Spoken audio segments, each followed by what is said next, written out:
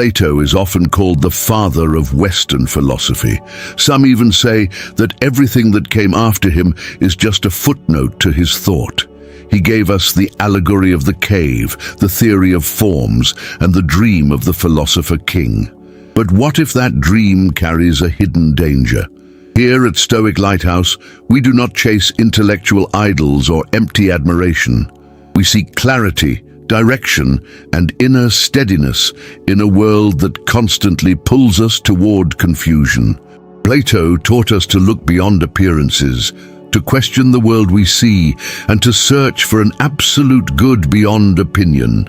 It sounds noble, it sounds elevating, but philosophy is not just about sounding noble, it is about how we live.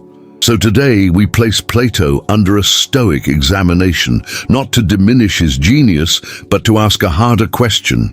Does his philosophy lead us toward virtue in real life, or toward a beautiful prison made of ideas? We will examine the foundations of his thought, the structure of his psychology, his suspicion of the material world, and his political vision of the Philosopher King. At the end, we will deliver a Stoic verdict, because brilliance is not the same as wisdom, and the highest ideals can sometimes cast the darkest shadows. Number 1. Virtue as knowledge, the birth of moral philosophy. Plato begins with a radical claim, not about politics, not about power, but about the human condition itself. He asks a question that still unsettles us today. Why do people do wrong? His answer is uncomfortable. People do wrong because they do not truly understand what is good. Plato, following Socrates, argued that virtue is not a matter of opinion or cultural preference. It is knowledge, real knowledge. If someone genuinely understands what is good, they will act accordingly. If they act badly, it is because they are ignorant of the true good. In the Republic, Plato makes this striking assertion: ignorance is the root and stem of every evil. That idea changed moral philosophy forever. Evil was no longer a supernatural force or a permanent stain on the soul. It became a cognitive failure, a distortion of judgment, and this is precisely where Stoicism finds its foundation. Epictetus, centuries later, echoed the same principle when he warned, "The first task of the philosopher is to rid himself of arrogance, for it is impossible for a man to learn what he thinks he already knows." For both Plato and the Stoics, moral growth begins with intellectual humility. The recognition that our suffering often comes not from events, but from mistaken beliefs about those events.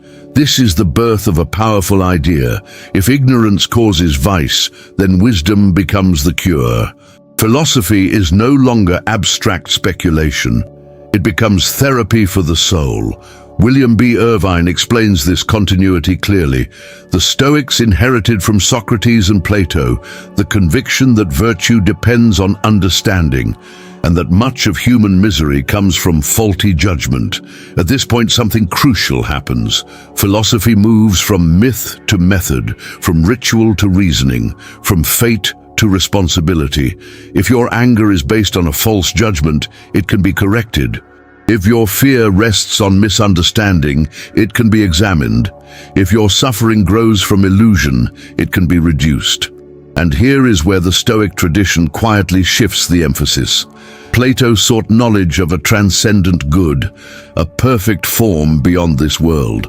The Stoics kept the core insight but grounded it. They argued that wisdom is not about escaping reality to contemplate perfection. It is about correcting your judgments here in daily life.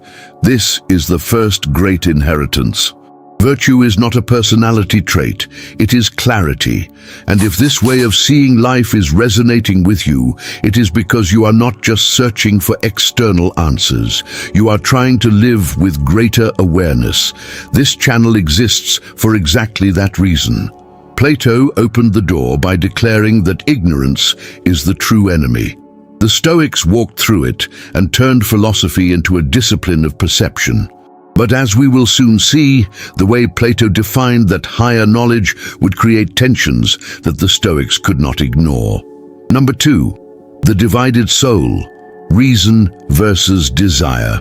Plato did not stop at defining virtue as knowledge. He wanted to understand why, even when we know something is wrong, we still do it. Why do intelligent people sabotage themselves? Why does someone who understands discipline still give in to impulse? Why does reason so often lose? His answer was psychological and revolutionary. Plato described the soul as divided into three parts. In the Republic and Phaedrus, he presents the famous metaphor of the charioteer. Reason is the driver. Spirit is the noble horse that seeks honor and courage. Appetite is the wild horse that chases pleasure and comfort. A just person is not someone without desire. A just person is someone whose reason governs the inner chaos. Plato warns, when reason is enslaved by appetite, the soul becomes a tyrant unto itself. This idea reshaped how the West understands self-control. The enemy is not the world. The enemy is internal disorder. The Stoics would later refine this model. Chrysippus rejected the strict division of the soul, arguing instead for psychological unity. But the practical lesson remained intact. If reason does not lead, impulse will. Seneca captures this struggle vividly. If reason does not hold the reins firmly, the passions will drag us into the abyss. Notice the similarity. The imagery survives because the problem survives. Modern psychology echoes this structure. Jonathan Haidt describes the mind as a rider on top of an elephant. The rider represents conscious reasoning. The elephant represents emotional force.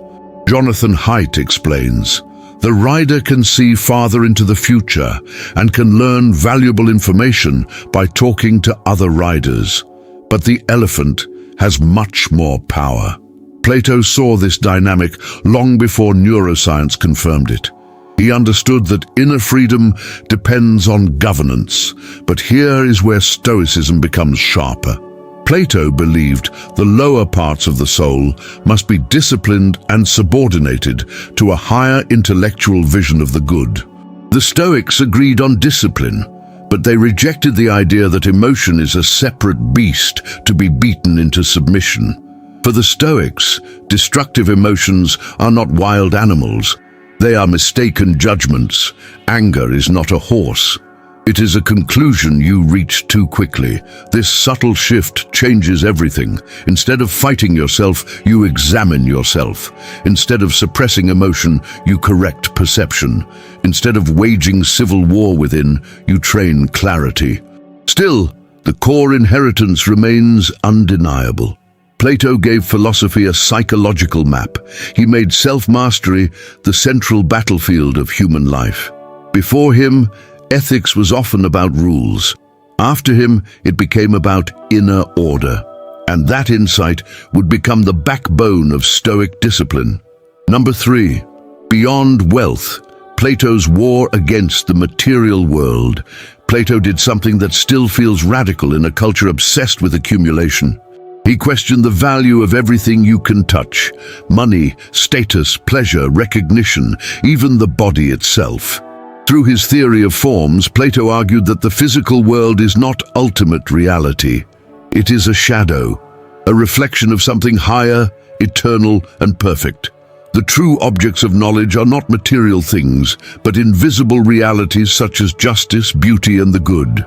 In the Phaedo, speaking through Socrates, Plato makes this striking claim: the body is a source of endless trouble to us. It fills us with loves, desires, fears, and all sorts of illusions, so that we can never attain the truth. For Plato, philosophy becomes a form of purification, a detachment from the distractions of the senses, a preparation of the soul to rise above the noise of physical existence. This attitude borders on asceticism, not necessarily poverty for its own sake, but suspicion toward anything that anchors you too tightly to the material. And here, once again, Stoicism inherits and transforms. The Stoics did not deny the material world. They did not call it a shadow, but they did something equally subversive. They stripped it of ultimate value: wealth, health, reputation, comfort. None of these are inherently good or bad. They are what the Stoics called indifferents, useful perhaps, preferable often, but not the source of virtue. Epictetus, who owned almost nothing, expressed this freedom with brutal clarity. Wealth consists not in having great possessions, but in having few wants. Notice the shift. Plato distances the philosopher from the body to reach a higher realm. The Stoics trained the individual to engage with the world without being owned by it. This difference matters. Plato implies that fulfillment lies beyond this world. The Stoics insist that fulfillment lies in how you interpret this world. Modern minimalism echoes this ancient tension. Joshua Fields Milburn, one of the leading voices of minimalism, puts it simply, minimalism is the thing that gets us past the things so we can make room for life's most important things. The idea is not new.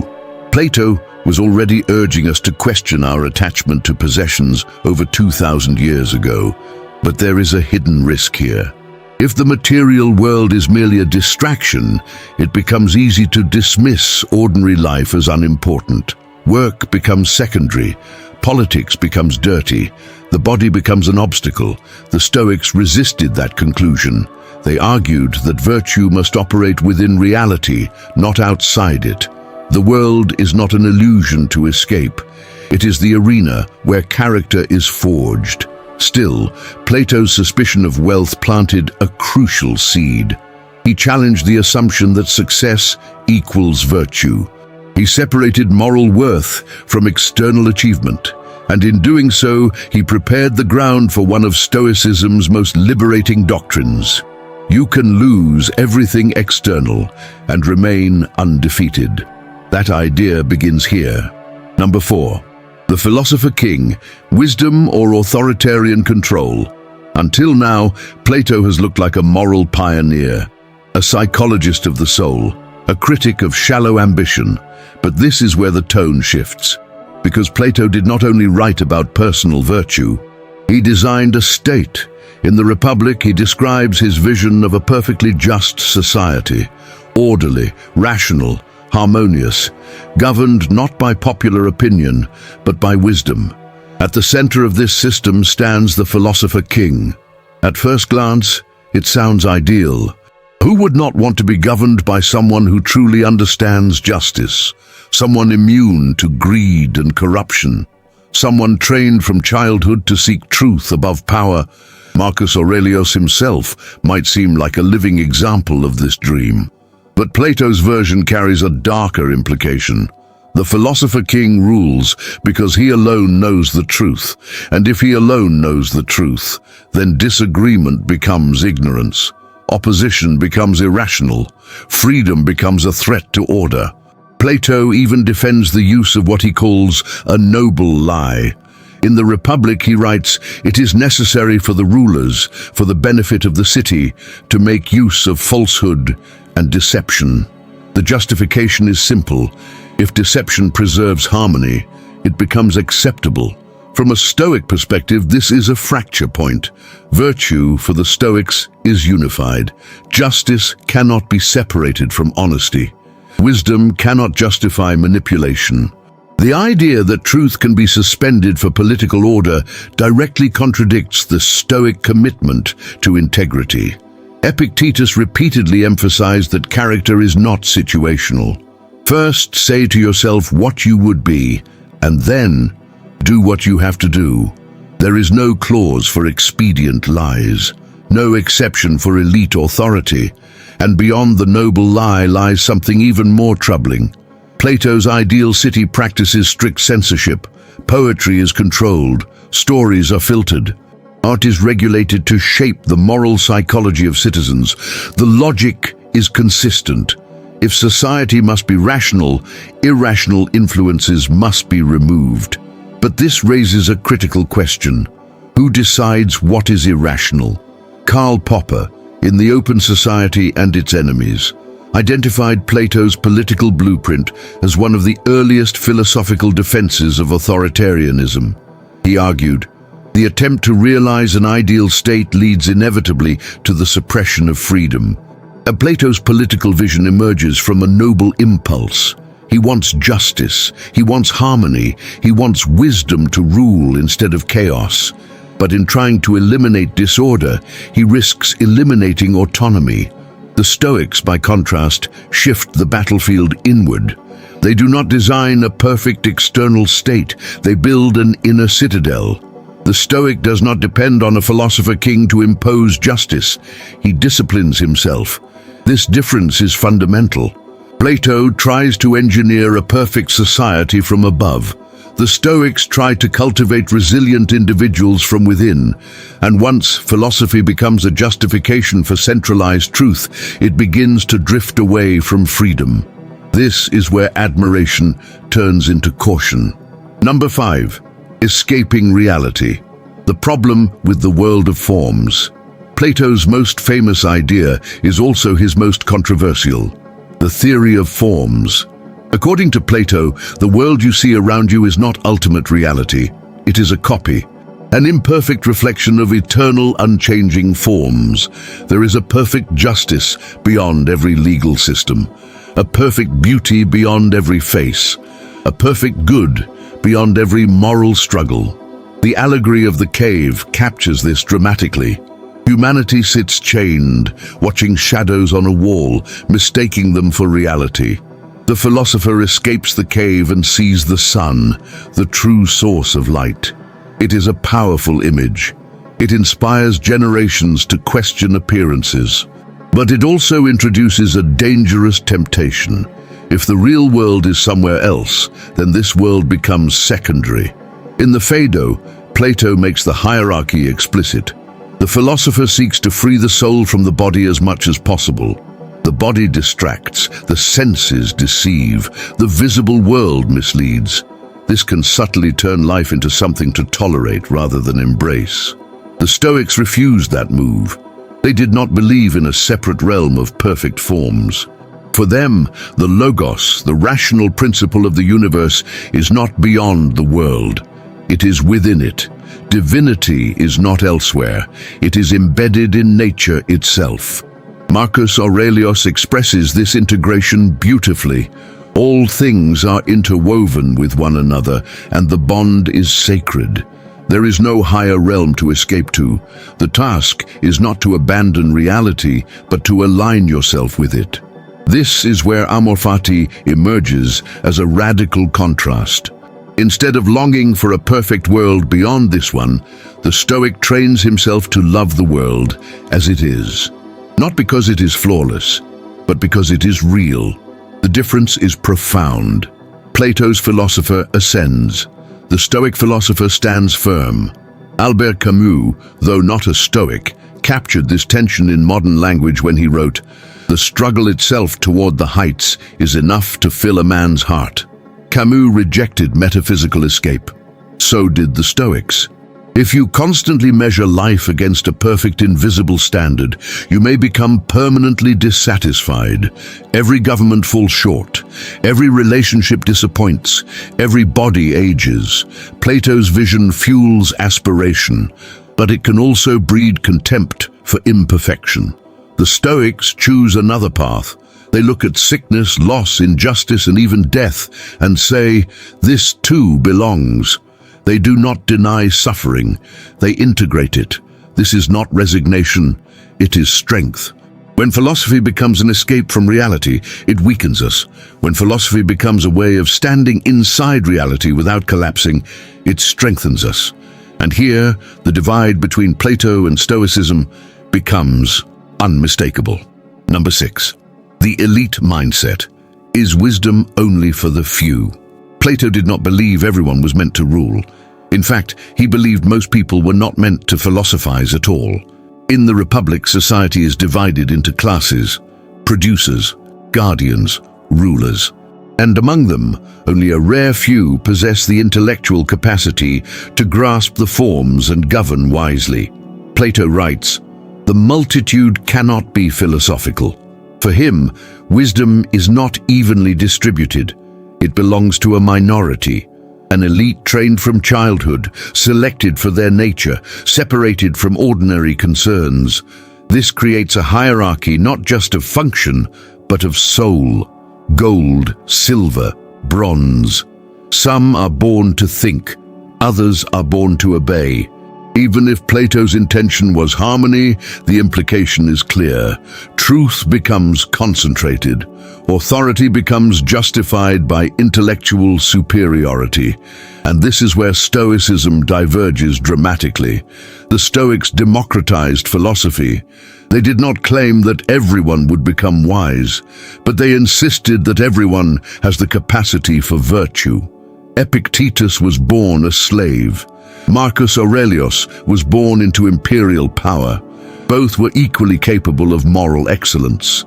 Seneca states it plainly. They are slaves, people say. No, they are human beings.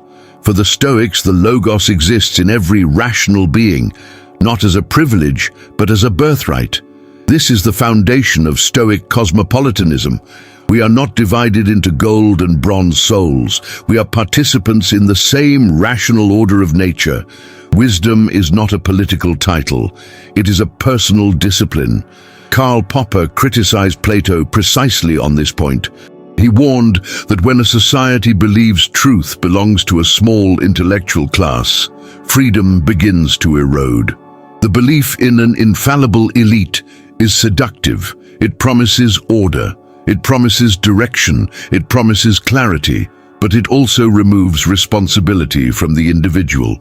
The Stoic approach does the opposite. It tells you that no philosopher king is coming, no enlightened ruler will fix your inner life. You must govern yourself. This shift is radical. Plato places hope in exceptional rulers. Stoicism places responsibility in ordinary individuals. One builds a vertical hierarchy of wisdom.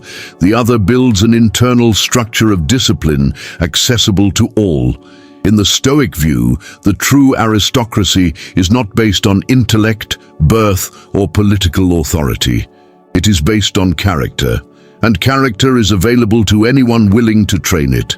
That is the quiet revolution that separates Stoicism from Platonic elitism. Number 7, the Stoic verdict: genius, danger, and idealism. The case has been presented. On one side, Plato the pioneer, the man who defined virtue as knowledge, who mapped the structure of the soul, who separated moral worth from wealth and pleasure. Without him, Western philosophy would look unrecognizable. On the other side, Plato, the architect of dangerous abstractions, the designer of a rigid utopia, the defender of the noble lie, the thinker who divided humanity into intellectual castes.